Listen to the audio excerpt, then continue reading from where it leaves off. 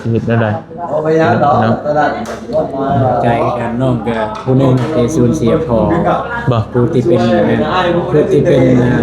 ช่วยง่ายๆกับผู้ที่เป็นตัว ATM ของเราเสาหลักเลยปีแล้วมั้งเราตายได้10 ปีแล้วอายุ20 ปีตอนอายุ20 ปีเดี๋ยวนี้ก็31ตัวสั่นไปแยกทางแล้วบ้านไอ้เด้อศิลาอยู่นี่เด้อมื้อนี้เมื่อตื่นเช้าเดือนหน้าเพิ่นได้เจอกันปีหน้าพี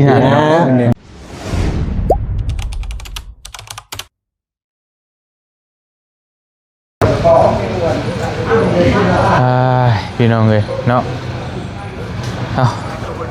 สบายดีเด้อพี่น้องเอ้ยกับทักทายสบายดีพ่อแม่พี่น้องเบิดทุกคนเนาะมื้อนี้ก็หาก็เลิกเวียกเลิกงานพี่น้องเอ้ยมาพากันแวะกินข้าวกินน้ำพอดีทางทีมงานส่งมาบอกว่าสิส่งสการเนาะพอบอจันบื้ออื่นว่าซั่นโอ้พี่น้องเฮ็ดได้ป่านสิกลับก็ดึกตื่นไปได้พี่น้อง9 โมงแล้วป่านก็เลยมีแต่บ่เตียงสิพาทีมงานมากินข้าวแล้วก็สิมารับมาลาเลยบื้ออื่นสิกลับแต่เช้าจักโมง6 โมงเช้านี่แหละสอบโทษทำเรื่องอีกกำลังนอนบ่ฉันบ่ไปมีแต่ว่าสิล่ำลากันอยู่นี่เลยเนาะแล้วก็น้องก็ไปนอนเต็มที่ก็สิเมื่อยเพราะว่ามันเฮ็ดได้บ่ปลุกได้ครั้งแรกว่าสิเมื่อตอนแรงบื้ออื่นน่ะคิดว่ามื้อฮื้อเพิ่นสิสงสการแต่บ่แม่นบื้ออื่นนี่เลยพี่น้องเจาะจั่นแฮงดีแล้วโอ้สิเฮ็ดแนวใด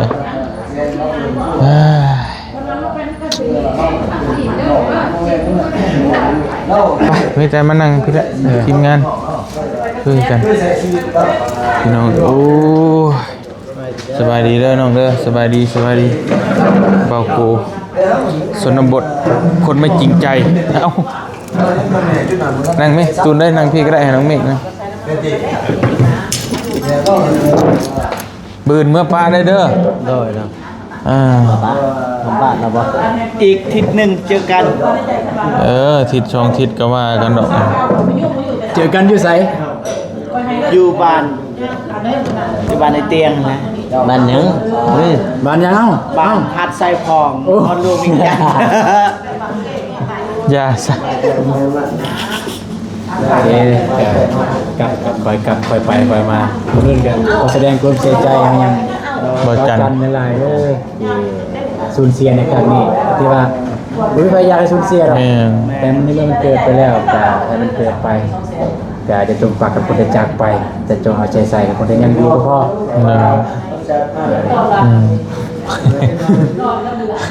เป็นบทเตียงก็โอ้ยพี่น้องเนาะก็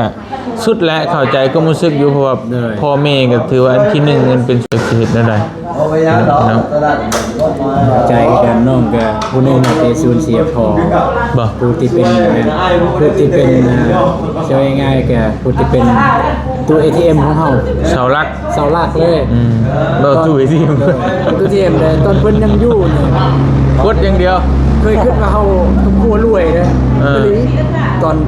พอยังอยู่คิดว่าเขารวยเลยนะเพราะว่าข้อยังไงคือได้นะขอเงินเอาคือได้ว่าไงก็คือแบบไม่คิดที่แต่เฮาคิดแต่เฮาหวังแค่ว่าพึ่งเป็นที่พึ่งของเฮานะบัดนี้แหละพ่อเสียบ่เลยเฮาคือแบบมันเบิดเลยนะมันเบิดเลยคือเบิดเลยแหละคือ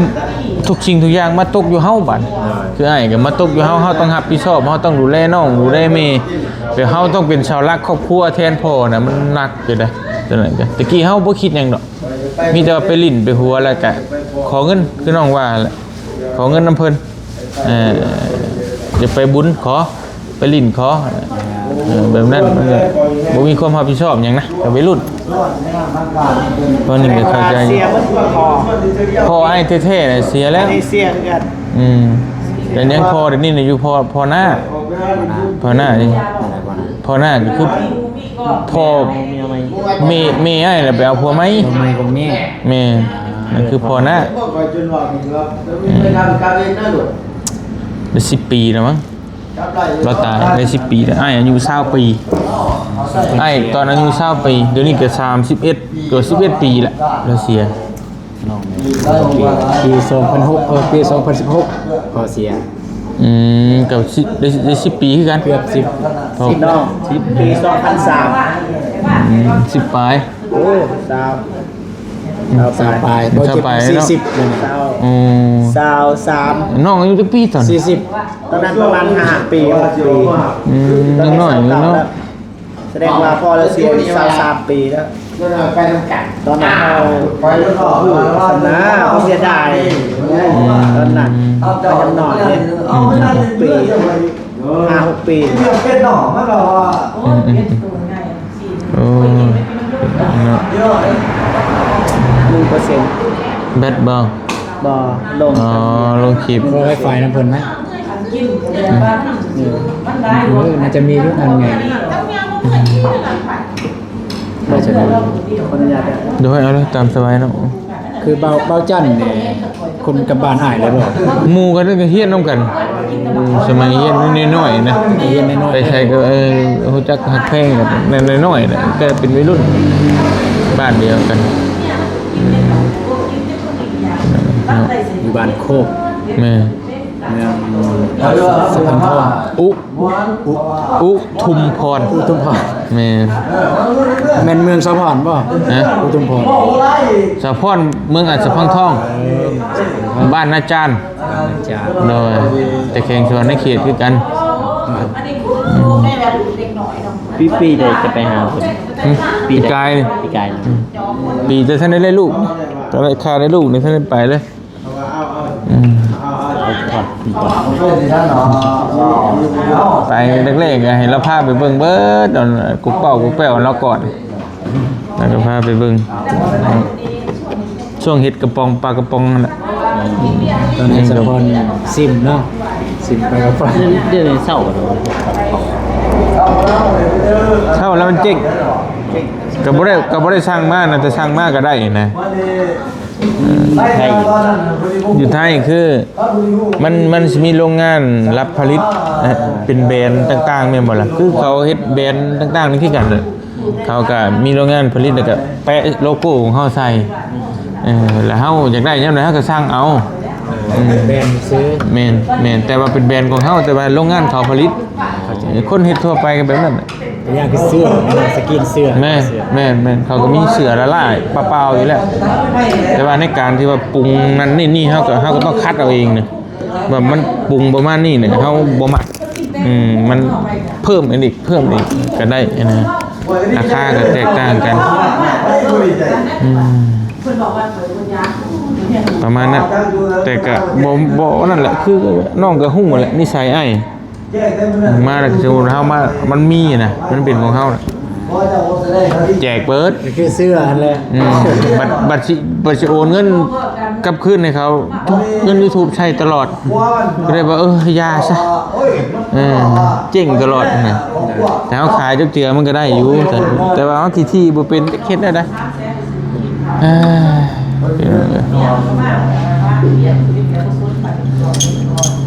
ประมาณอาทิตย์ปลายเจอกันนี่ก็21 22แล้วเด้23แล้วบื้นกันหลังปีใหม่หน่อยนึง 3 4เจอกัน แต่น้องสิขึ้นไปมื้อ ที่3 ที่3เลยบ่ทันได้ 2บ่ ที่ กันแต่ที่2ยันเรื่องอะไรเตียง โอ้เมื่อยที่เช้านะพอดีเมพิมพ์มาเลยนะ สันน้องขึ้นที่2 ที่2ก็ได้ ที่สร้างในท่านะครับเลาะสร้างในพิมพ์มาไปเที่ยวอยากเที่ยวเขตนั้นนะ ไปเที่ยวกะมีแต่ทงให้ทงหน้ามีแต่วัดนั่นแหละเที่ยวธรรมชาติได้อยู่ตูนบ่ ไปข้อพร โอ้น้องสร้างให้อ้ายเด้เพิ่นเฮ็ดเลยบ่ ก็บ่เป็นหยังชดกินน้ำกันนี่ก็ได้อิ่มก็เฮ็ดได้เด้ สร้างให้เตียงโอ้ยเนาะเพราะว่าอ้ายมันกินแต่เส้นรันเลยก็เลยว่าเส้นรันเลยเสร็จ น้องก็กินเนี่ย อีเมล กินยังอิ่มเพียง ที่เกาหลีนี่ เพิ่นปันเขาให้กินไปกินกัน พอดีพอเตียงเล่นไปบ้านน้องมีกนิดนึงพี่น้องก็ได้ให้ทั้ง3คนอยู่เพื่อนสาวน้อยต้องหันมาทั้งนี้ได้สาวน้อยเนาะไปได้สาวน้อยโอเคว่ายิ้มว่าฮอดเสร็จเรื่องสาวน้อยยิ้มกันนะ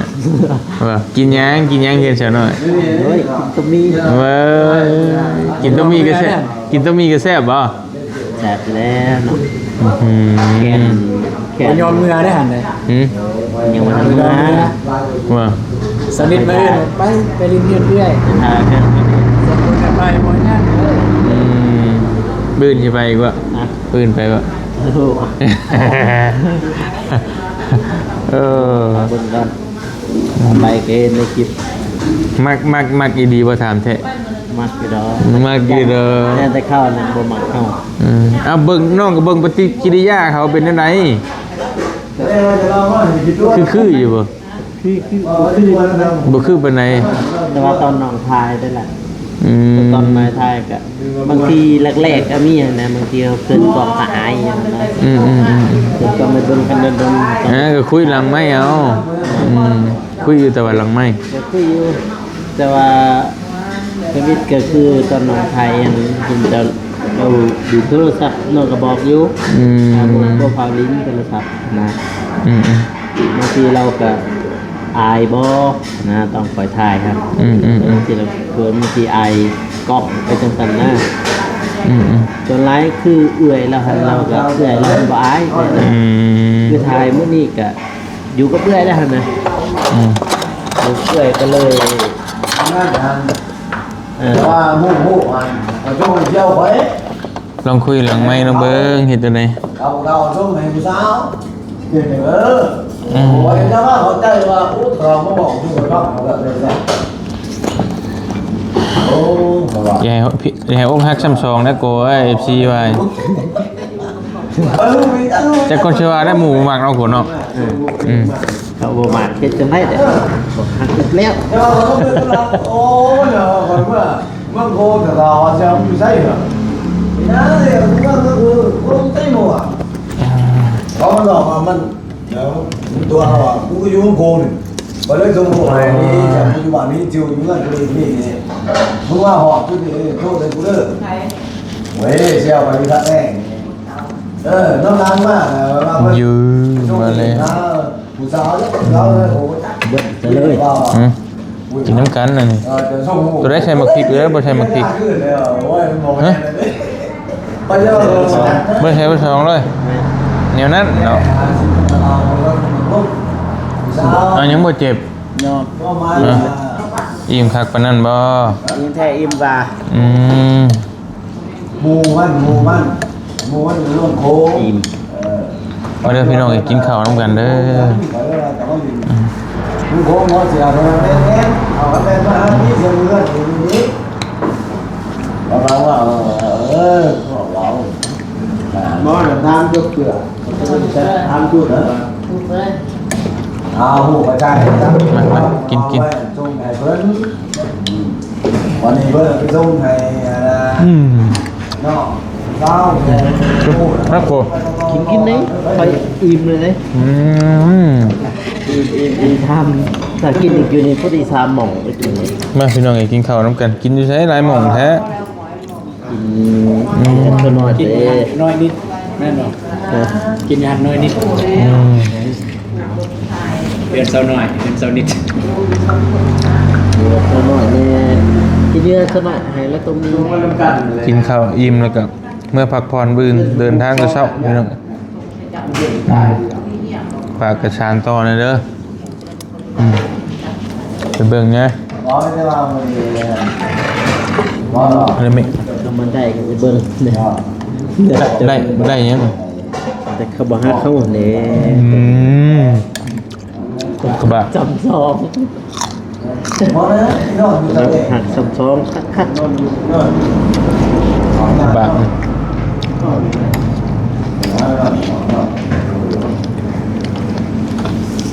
มือนี่น้องใจแล้วใจสงทาง แค่นี้ขาด แล้วน้อยเดียวนึงมื้อหน่ะจังใจไก่ทงข้าวยังทงบ่ จะได้อ่ะ ส่งมาส่งทางบ่อืม โมล่าตลอดเลยอ่ะ มากินข้าวเหมือนกันคนสักหน่อยน้องเนาะจังว่ากันไปเลย แป๊บนึงเอาพี่น้องเห็นเนาะกินข้าวอีเรียบร้อยก็สิกลับไปพักไปพรไปแยกทางได้บ้านไอ้ไอ้ศิลาอยู่นี่ได้เด้อมื้ออื่นเดี๋ยวสิมาแต่เช้าเดือนหน้าเพิ่นได้เจอกัน ปีหน้า ปีหน้าเนาะ ปีหน้าบ่ได้ปีหน้าเด้ อีกปีหนึงเจอกันปีหน้าปีหนึง ผมว่าแห้งเพราะ มันลึงเลย มาวันนี้คือสิเอาลูกของเมียเบิดแล้วผ่านไปปีหนึง ลูกสองมีเมียจะน้อยมากเลยลูกสองนั่นเลย ว่าดีปีได้2คนบ่เฮ็ดได้เลยยอมแล้วเฟดบ่ 6 เดือน 6 เดือนต่อคน เดือนต่อคนเลย เอ้ยเนาะเอาโอเคสายปาเตียนก็สิขอตัวลาก่อนแยกย้ายกับน้องเพิ่นไปพักผ่อนมื้ออื่นเดินทางแต่เช้าเจอกันเด้อพี่น้องสอนในเขตบ่ฮู้ว่าสิเมื่อทันหรือบ่สงสการพ่อประจันเนาะก็สิพยายามให้ทันแต่พอไล่เบิ่งก็ว่ามันบ่ายโมงบ่าย2โมงก็คือสิทันอยู่ดอกพี่น้องไปรับไปนอนพักผ่อนก่อนให้กลับปลาโดบืนเด้อลากันอยู่นี่เด้อโดย ไปเด้อ โดยสาธุ พอดเพิ่นจะไลน์มาบอก ได้ นะ โอเค พี่น้องเลยบ๊ายบาย เจอกันบื้น